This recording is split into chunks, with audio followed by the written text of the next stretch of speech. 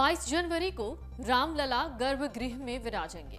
उस घड़ी का सबको इंतजार है, लेकिन क्या आपको पता है कि 33 साल पहले ही देवराहा बाबा ने राम मंदिर को लेकर एक चौंकाने वाली भविष्यवाणी की थी, जो इन दिनों यानी यूं कहें कि उद्घाटन से पहले खूब चर्चा में है। वो भविष्यवाणी क्या थी, इसे जानने से पहले जान लीजिए कौन थे देवराहा बाबा। देवराहा बाबा एक सिद्ध महापुरुष और संत थे। बाबा का आशीर्वाद दिग्गज राजनेता लेते थे। देश दुनिया से लोग बाबा के दर्शन के लिए आते थे। बाबा जन सेवा और गो सेवा को सर्वोपरि मानते थे। भारत में पौराणिक समय से ही ऋषि मुनियों की परंपरा रही है। वहीं हिंदू धर्म में तो सैकड़ों योगियों और सन्यासियों का वर्णन मिलता है। इन्हीं में से एक है उत्तर प्रदेश के देवरिया के सिद्ध महायोगी बाबा, जिन्हें देवराहा बाबा कहते हैं। बाबा को लेकर कहा जाता है कि उन्होंने सैकड़ों साल जीवित रहने का रिकॉर्ड बनाया और उन्हें कई तरह की सिद्धियां प्राप्त थी।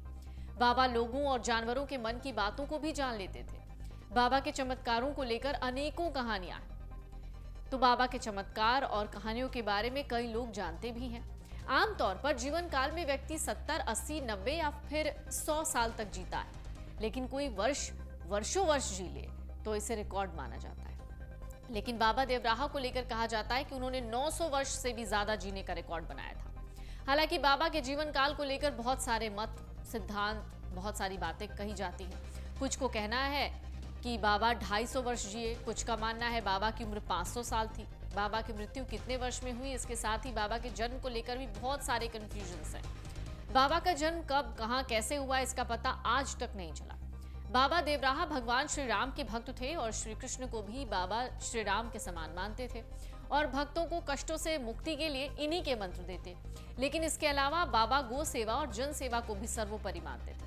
बाबा ने अपने भक्तों को गरीबों, असहाय और जरूरतमंदों की सेवा, गो माता की रक्षा करने और ईश्वर की भक्ति में लीन रहने को प्रेरित करते थे। बाबा देवराहा लोगों को गो हत्या के विरुद्ध रहने की प्रेरणा दिया करते थे। तो अब उनकी भविष्यवाणी पर आते हैं। करीब 33 साल पहले देवराहा बाबा ने आरएसएस से लेकर विश्व हिंदू परिषद के नेताओं के सामने राम मंदिर की भविष्यवाणी की थी। अब देवराहा बाबा आश्रम के महंत को भी निमंत्रण भेजा गया है। देवराहा बाबा से जुड़े तमाम ऐसे किस्से हैं जिसमें उनकी भविष्यवाणी को सच हुआ बताया गया है। राम मंदिर से भी जुड़ी उनकी एक भविष्यवाणी चर्चा में है। YouTube पर बाबा का एक इंटरव्यू है जिसमें एक पत्रकार उनसे सवाल करता है। सवाल के जवाब में देवराहा बाबा कहते हैं कि राम मंदिर अवश्य बनेगा और सबकी सहमति से बनेगा। खास बात है, राम मंदिर आंदोलन से पहले ही उन्होंने अपनी देह छोड़ दी थी, इसलिए उनकी भविष्यवाणी पर आज भी लोग हैरान हो जाते हैं।